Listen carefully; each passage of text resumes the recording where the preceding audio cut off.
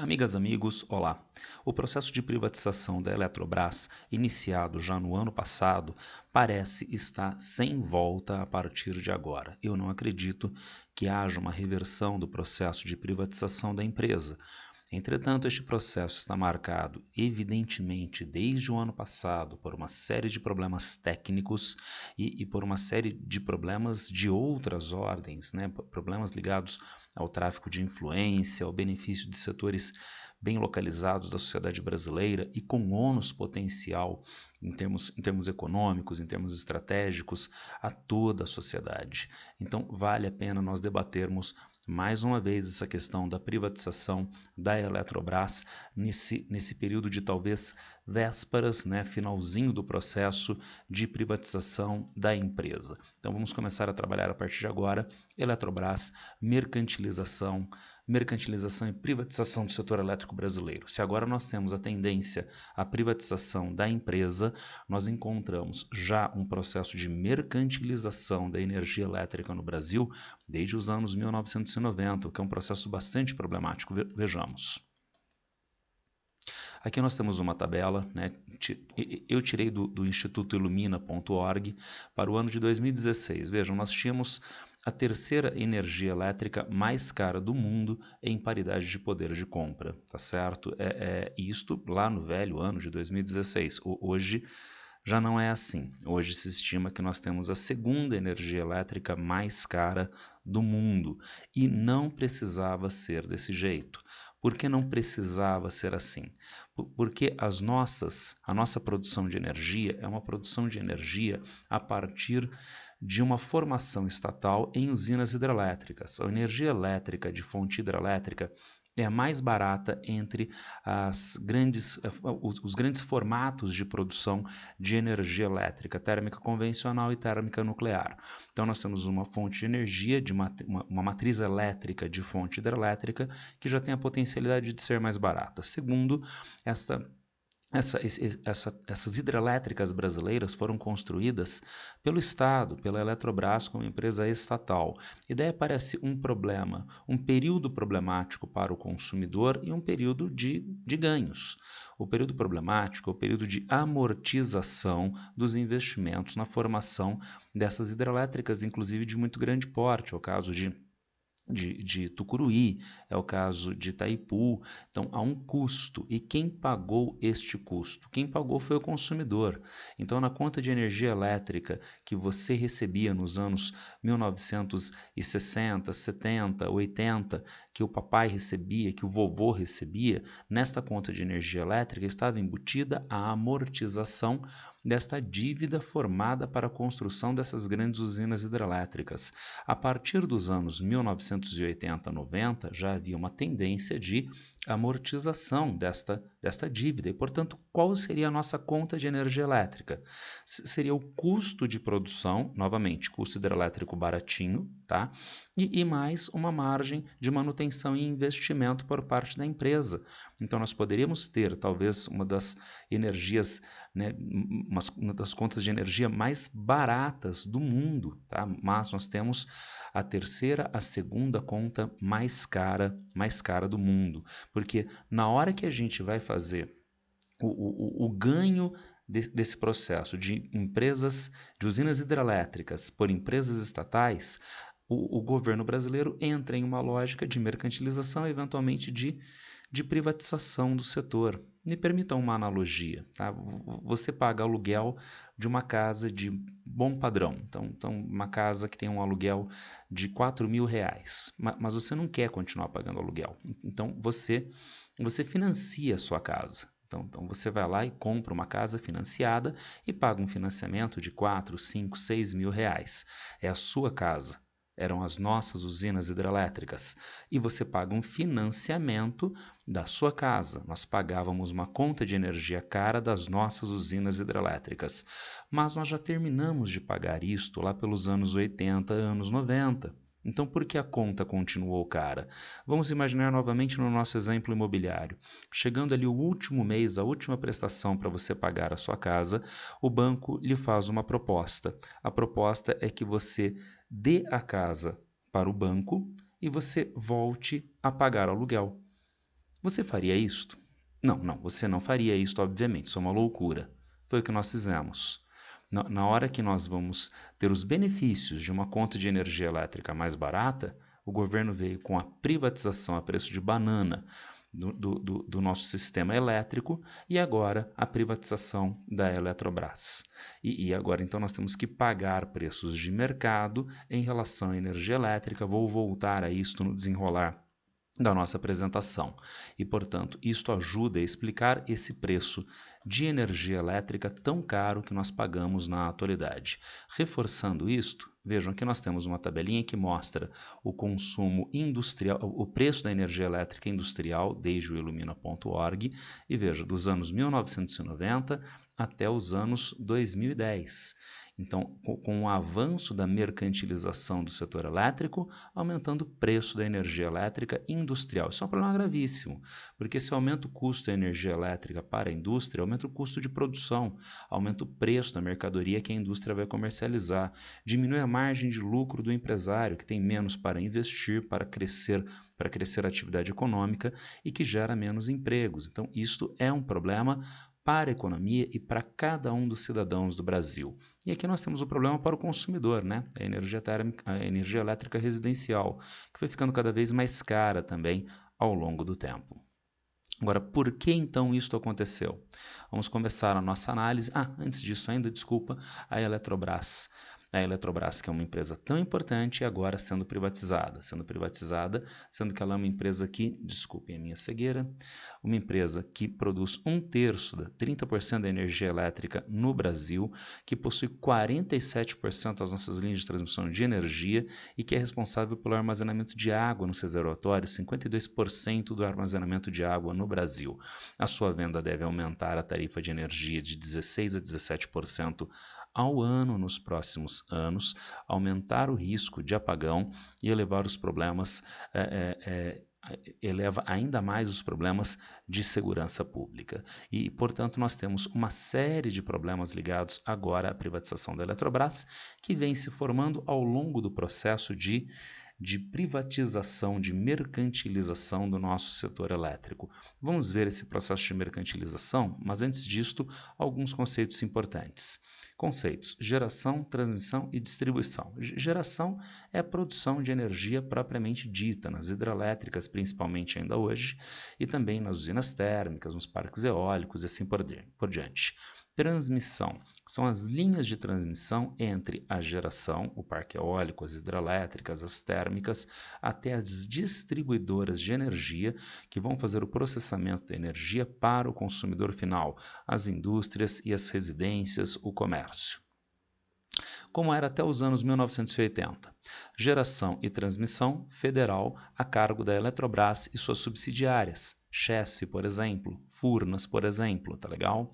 Sendo que as distribuidoras de energia eram empresas estatais estaduais. Não eram empresas estatais do governo federal, eram empresas estatais dos governos dos estados. Aqui em São Paulo, um exemplo era a CPFL, a Companhia Paulista de Força e Luz. Ela ainda existe com este mesmo nome, mas ela não é mais uma empresa estatal estadual. Até os anos 1980 era. Então a distribuição era de estatais estaduais e a geração e a transmissão ficavam a cargo do governo federal através da Eletrobras. Começa então o processo de mercantilização do nosso setor elétrico, com base no sistema inglês. Agora, será que é interessante nós privatizarmos, nós mercantilizarmos o setor elétrico brasileiro com base no sistema inglês? Vamos discutir isso. Olha só, semelhanças e diferenças entre Brasil e Reino Unido para nós trazermos o sistema de eletricidade do Reino Unido aqui para o Brasil. Primeira diferença, o tamanhozinho, não é? Aqui nós temos a extensão do Reino Unido, pouco mais de 242 mil quilômetros quadrados, e o Brasil tem um pouco mais de 8,5 milhões de quilômetros quadrados. No Reino Unido, nós temos um sistema privado sob regime concorrencial, base térmica, com poucas linhas de transmissão de energia. Aqui no Brasil, nós temos um sistema de base hidrelétrica, sob complementação térmica, eólica e solar, e consequentemente com linhas de transmissão de energia que são muito, muito extensas. Gente, isso é uma diferença brutal entre os dois sistemas. Vamos tentar analisar essa diferença. Então, há uma sanha, né, de que o setor privado e sob concorrência funciona sempre melhor, etc, etc. Mas não, tem coisas que são monopólios naturais. Então veja, o sistema inglês ele é térmico, onde se constroem as usinas térmicas? Do ladinho de onde se consome energia elétrica. Então você economiza com linhas de transmissão de energia. O sistema hidrelétrico não. O sistema hidrelétrico você constrói a usina hidrelétrica onde a natureza deixar, onde o rio tenha abundância de água, constância na água e seja encachoeirado para que se aproveite o diferencial de altura para a geração de energia elétrica e, portanto, há um custo maior com as linhas de transmissão de energia. Mas a gente tem um segundo diferencial muito importante. No sistema térmico em inglês, nós temos uma usina térmica A e uma usina térmica B. Elas não dependem uma da outra para fornecer energia para o mercado consumidor. A usina A é uma usina térmica a gás natural, a usina B é uma usina térmica que trabalha com combustíveis líquidos derivados de petróleo. Então, as fontes de energia são distintas, elas concorrem e a que fornecer o melhor preço atende o mercado consumidor. Está bonitinho dentro do regime concorrencial, tá certo? Agora, no Brasil, não. Nós temos um rio. E nesse rio, a montante, rio acima, nós temos uma usina hidrelétrica A. A jusante, rio abaixo, nós temos uma usina hidrelétrica B. Cada uma delas tem barragem e o seu lago artificial. O lago artificial se presta a reservar a fonte de energia da usina hidrelétrica. A fonte de energia da usina térmica é gás natural, é combustível líquido derivado de petróleo. A fonte de energia da hidrelétrica é a água e por isso o lago artificial para tentar regularizar a oferta de energia. Mas se a usina A está a montante, ela tem só um laguinho artificial, o dela própria, para regularizar a produção de energia. A usina B está rio abaixo. Então ela pode contar com 2 lagos artificiais, o dela própria e o da usina A. Então vejam, estas 2 usinas podem trabalhar em concorrência, uma jogando contra a outra? Não. Essas 2 usinas têm que trabalhar em conjunto para o melhor aproveitamento da água. E este é só um exemplo didático, 2 usinas hidrelétricas. Vamos pensar na quantidade de usinas hidrelétricas nos rios Grande, no rio Tietê, no rio Paraná, né, que recebe a água do Grande e do Tietê. E todas essas usinas precisam trabalhar em conjunto. Agora, mais ainda, todas essas usinas estão trabalhando em conjunto no rio Paraná. Tudo bem? Agora, vamos imaginar que essas usinas que abasteçam as cidades da região sudeste estejam com o seu nível de água muito baixo nos reservatórios porque não está chovendo adequadamente na região. Não tem problema, o Brasil tem 8,5 milhões de quilômetros quadrados. Então ele recebe energia elétrica das usinas da região norte, onde está chovendo bastante, da região sul, onde está chovendo bastante, através de linhas de transmissão de energia. Então vejam, no nosso sistema elétrico, não apenas a gente tem as usinas hidrelétricas dentro de uma mesma bacia hidrográfica que precisam trabalhar em conjunto. Nós temos as usinas hidrelétricas das diferentes bacias hidrográficas em todo o território nacional que precisam trabalhar em conjunto através de linhas de transmissão de energia para que nós tenhamos o melhor aproveitamento da fonte primária, que é a água, que é a energia da água pelos tubulões, passando nas turbinas. Então, é um sistema de muito maior complexidade. Então, vocês podem pensar, nossa, então o nosso sistema é burro, né? Porque o sistema inglês é tão simples, né? E pode ser, inclusive, concorrencial de mercado, e o nosso sistema é tão complexo. Mas, novamente, qual é a energia elétrica mais barata que existe? É a energia elétrica de fonte hidrelétrica. Então nós temos esta vantagem e é bom nós usarmos a nossa cabecinha para que a gente aproveite da melhor forma esta vantagem para que a gente tenha uma energia elétrica eficientemente produzida e relativamente mais barata. Então isso já começa a mostrar para a gente como não é possível privatizar o nosso sistema de produção e distribuição de energia com base no sistema inglês. Vamos a mais? No sistema inglês, regulação de oferta e demanda eficientemente pelo mercado, térmicas, construção rápida e com previsibilidade de oferta de combustível. Então, mais uma vantagem para a térmica no que diz respeito à previsibilidade. Né? Então, eu tenho uma demanda maior por energia elétrica, compro mais combustível e produz mais energia elétrica na usina térmica, tá certo? E nas usinas hidrelétricas, incapacidade de regulação pelo mercado, hidrelétricas caras e demoradas para serem construídas.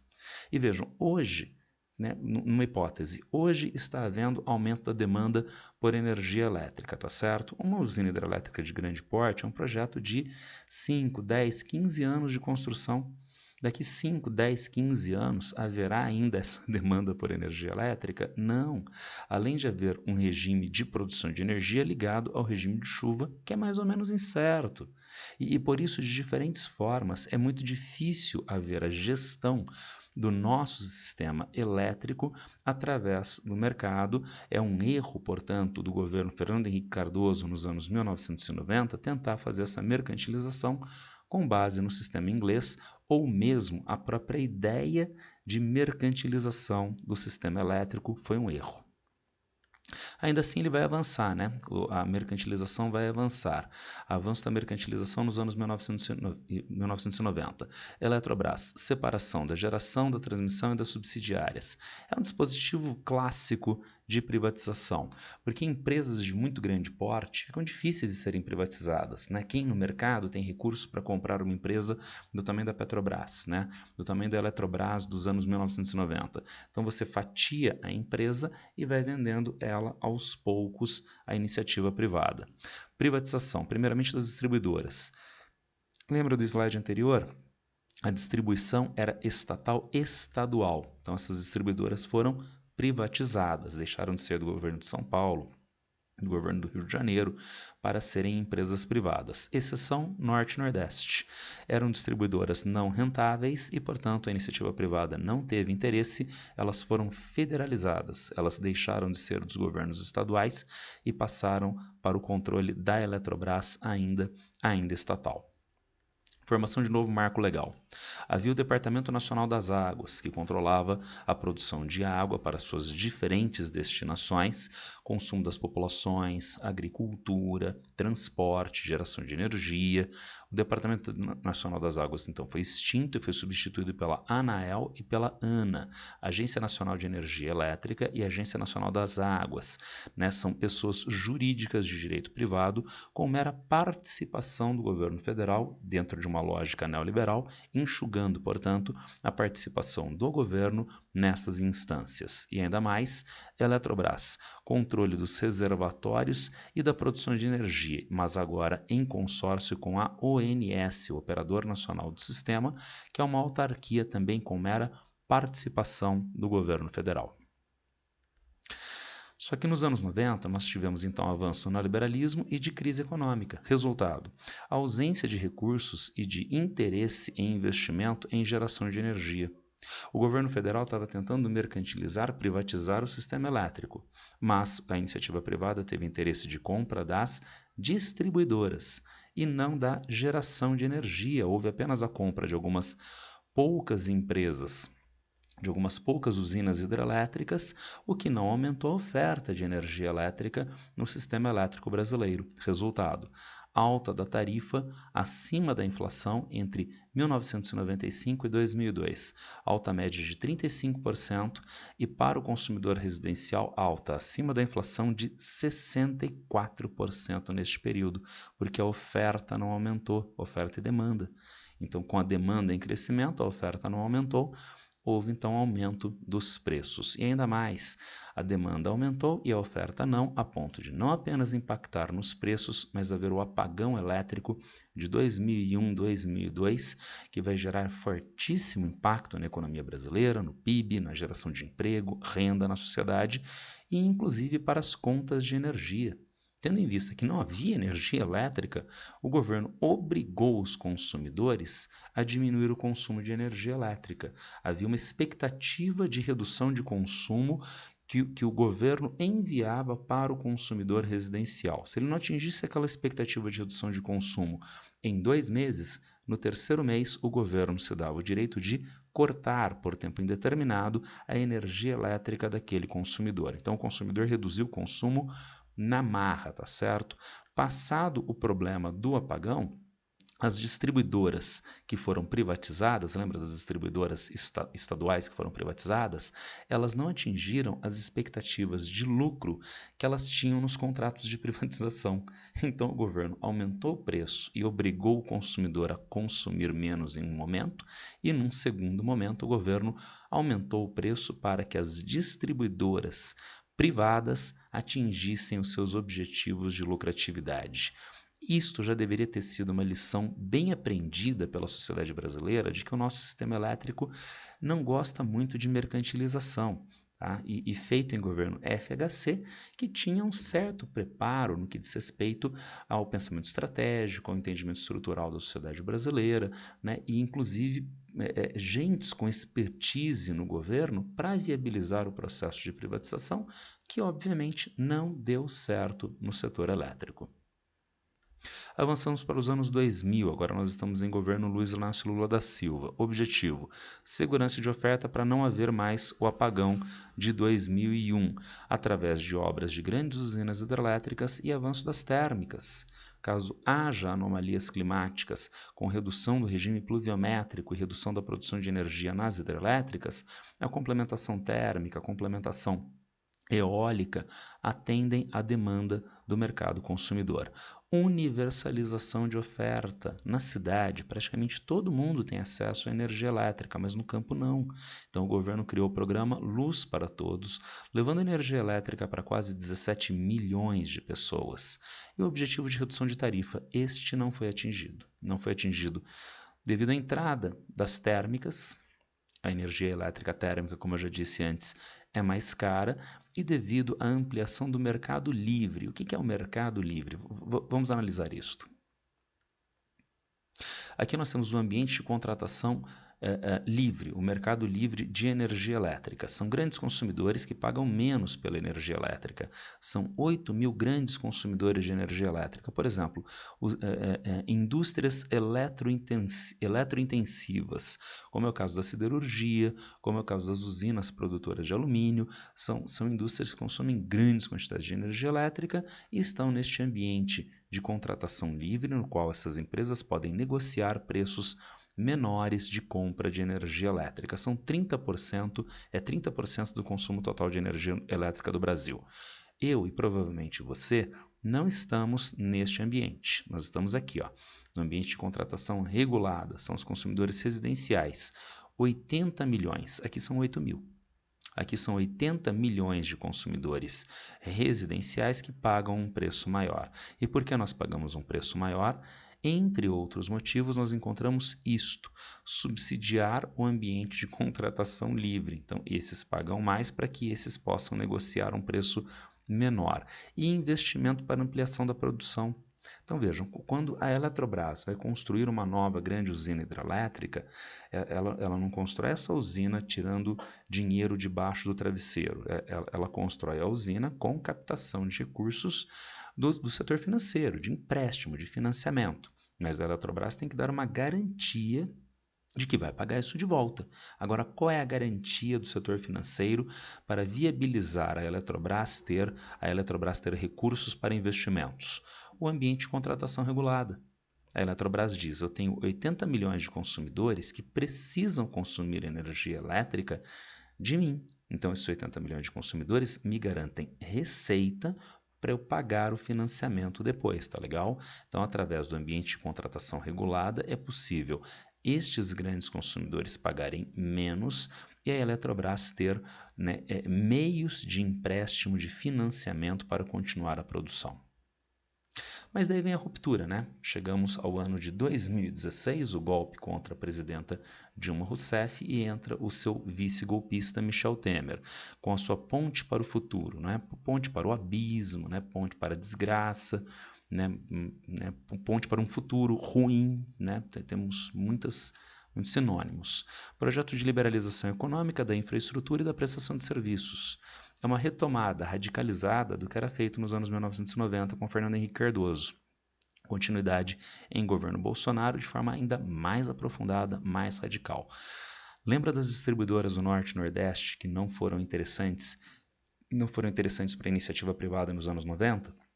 Agora o Temer vai conseguir privatizar essas distribuidoras, né? Mas, vejam, novamente, com o aumento da tarifa para o consumidor até 2018 de, em média, 25%. Então parece que não se aprende com os anos 1990 que o setor elétrico brasileiro não se comporta bem com a iniciativa privada concorrencial. Né? Então, as distribuidoras que eram estatais da Eletrobras privatizadas e aumentou novamente o preço, tá certo? Avançando para o governo Bolsonaro, o projeto de privatização, tá?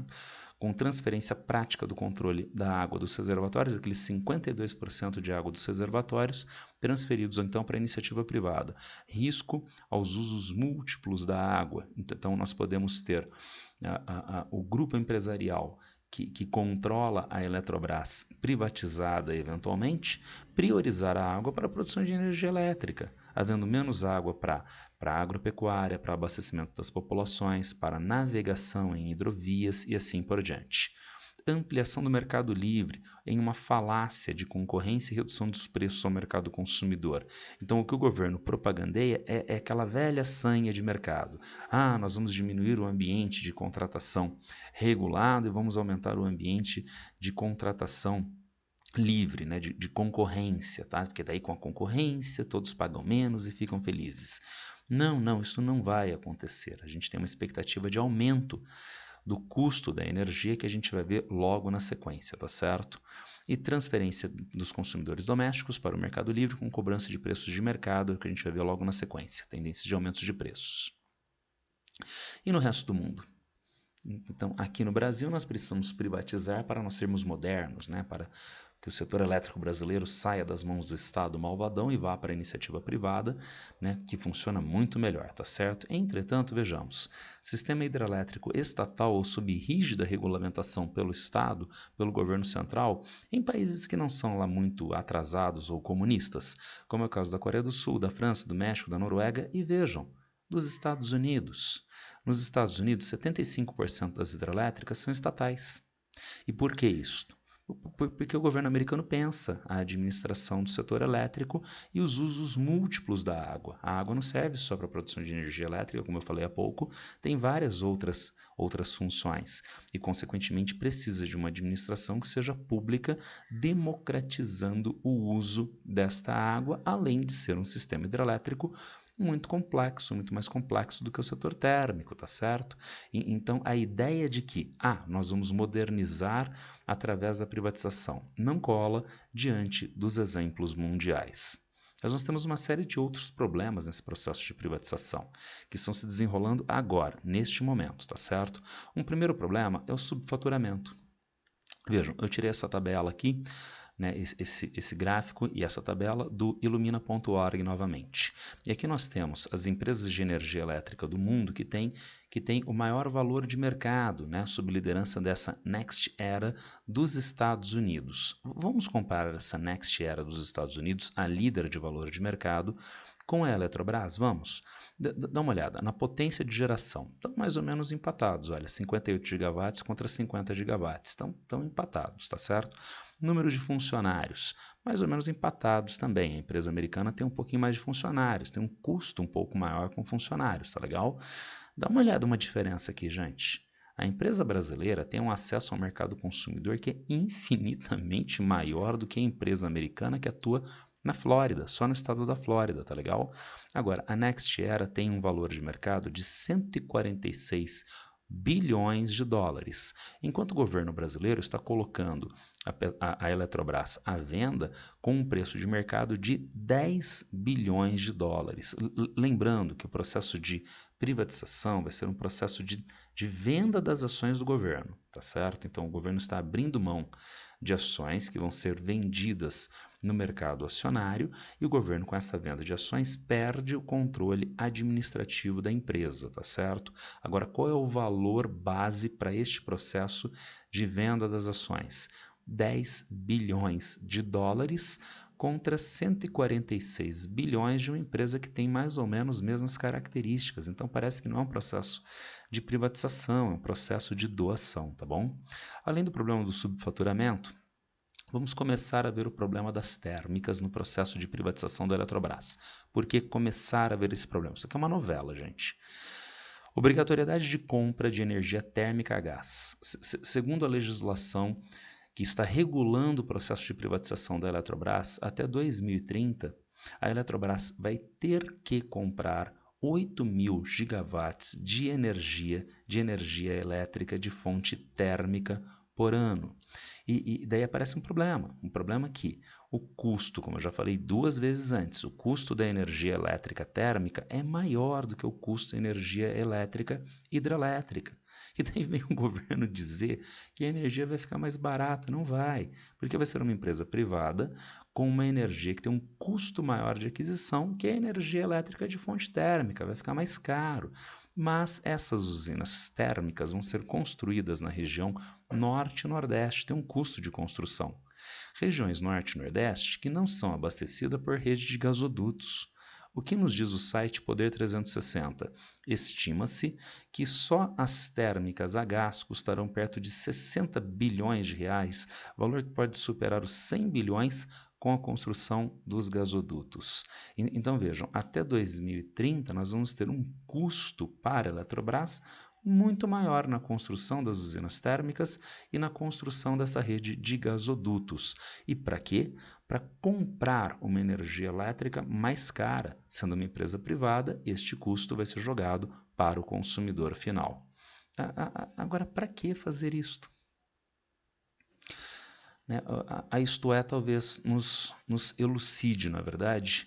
É conhecido como Rei do Gás, ele é sócio de 8 distribuidoras de combustível no país, o Centrão, aqueles partidos, né, mais fisiológicos que dão apoio ao governo na atualidade, né, pagou, levou, tá?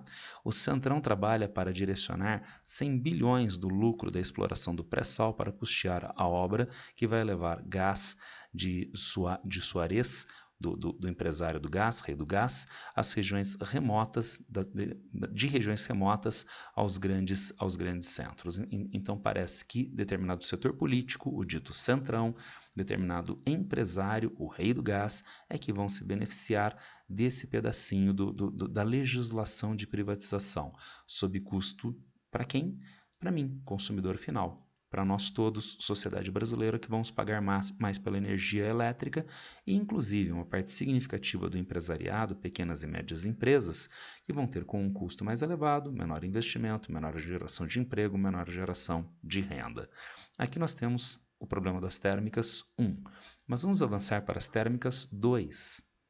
Nós temos o Acordo de Paris, não é, de 2015, né, que pressupõe a redução da emissão de gases de efeito estufa. O Brasil tem um privilégio nesse aspecto, porque ele tem base hidrelétrica de produção de energia elétrica. Como eu disse já 3 vezes, a energia elétrica hidrelétrica é mais barata e ela não gera as mesmas emissões de gases de efeito estufa. Gera emissão. O lago artificial tem a vegetação destruída pela sua composição. Na criação do lago artificial, a vegetação nativa morre, isto é, se decompõe, isto é, libera metano para a atmosfera. Mas apesar de haver uma liberação de gases de efeito estufa nas usinas hidrelétricas, o metano do lago artificial é infinitamente menor esta emissão do que as emissões das usinas térmicas convencionais, mesmo a gás. Então, nós temos uma obrigatoriedade de compra de energia elétrica térmica no processo de privatização da Eletrobras, sendo que nós temos base hidrelétrica que é mais barata e menos impactante do ponto de vista ambiental. Mas tem mais um capítulo dessa novela, gente. Veja, as usinas, a energia renovável das hidrelétricas, ela tem intermitência. E por isso, como a gente viu nos slides anteriores, ela é muito difícil de ser administrada, porque tem um período que chove mais, tem um período que chove menos no ano. E nós podemos ter anomalias climáticas cada vez mais recorrentes e intensas devido às mudanças climáticas globais, fazendo com que haja maior dificuldade na gestão deste recurso, a água para a produção de eletricidade. As não renováveis, é muito mais fácil fazer esse processo, tá legal? E, portanto, a gente tem um segundo motivo através do qual o governo coloca isso que a imprensa chama de jabutis, né, de problemas no processo de privatização. Não é só o senhor rei do gás que vai se beneficiar disto. A empresa Eletrobras privatizada vai ter uma gestão simplificada da produção e distribuição de energia elétrica através da produção e distribuição por termoelétricas a gás. Então é difícil fazer essa gestão. Os anos 90 já ensinaram isso para a gente. Então, como se faz a gestão de uma Eletrobras privada? Crescentemente com energia térmica e deixa o consumidor idiota pagando a conta. Então, nós vamos ter um aumento de tarifa para o consumidor, tá? Esse aumento de tarifa por causa do aumento das térmicas, por causa da construção dos gasodutos, mas lembra lá do comecinho da apresentação? Nós já amortizamos as usinas hidrelétricas mais antigas. Essas usinas hidrelétricas mais antigas vendem uma energia elétrica hoje de R$ 65 por megawatt-hora. Tá? Por quê? Porque ela vende a energia apenas pelo custo de produção e mais uma margem de investimento de manutenção, tá certo? É um valor muito menor do que o valor de mercado da energia elétrica hoje, que chega a ser de R$ 250 por megawatt-hora. Agora, com a Eletrobras privatizada, ela precisa vender a energia elétrica por esse preço? Não precisa. Então, nós, como no exemplo anterior, jogamos no lixo a amortização das grandes usinas hidrelétricas e passamos a pagar uma energia elétrica cara como se fosse uma mera energia de mercado. O consumidor brasileiro pagou as usinas hidrelétricas e agora vai pagar vai pagar a energia elétrica mais cara. E, finalmente, nós temos o problema do custo de reestatização. Com tudo isso que eu falei até agora, se evidencia que esse processo de privatização da Eletrobras vai ser muito pior do que a mercantilização do setor elétrico dos anos 1990, e lá resultou no apagão de 2001. Então, obviamente, esse processo vai precisar ser revertido, né? Vamos estender um pouquinho mais essa ideia de reversão do processo, né? Vamos imaginar uma situação na qual a Eletrobras esteja privatizada, 2023, 2024, e ela faz uma gestão totalmente equivocada da produção e distribuição de energia, né? Carência no abastecimento, regiões que não são abastecidas adequadamente, aumento de preços, cortes de energia, apagões, né? Fazendo com que haja necessidade de reversão do processo de privatização, tá certo? Você pode pensar, não tem problema algum. Então o Estado vai lá e recompra as ações da empresa, tá certo? E até mesmo, vamos pensar, como qualquer pessoa que usa um pouquinho do cérebro, está vendo tudo isso que eu estou mostrando para vocês, de que não é de bom tom fazer essa privatização do setor elétrico, então quem sabe, já em 2023, o novo presidente, que não Bolsonaro, possa ter a iniciativa de comprar de volta as ações. Mas, no processo de privatização, como o governo Bolsonaro está encaminhando, existe uma pílula de veneno contra esta reestatização. E que pílula de veneno é esta? Lembrem-se, o processo de privatização está sendo feito com a venda das ações, tá certo? E nenhum acionista vai ter o controle majoritário da empresa, tá legal? E daí vejam o que diz o processo de privatização da empresa. Se um acionista assumir mais de 50% das ações com direito de voto por mais de 120 dias, o governo federal vai lá em 2023 e compra mais de metade das ações com direito de voto. Ou então o governo federal vai lá em 2024, 2025, 2026, depois que evidentemente o processo de privatização não deu certo, e compra as ações para reestatizá-la. O que a legislação exige?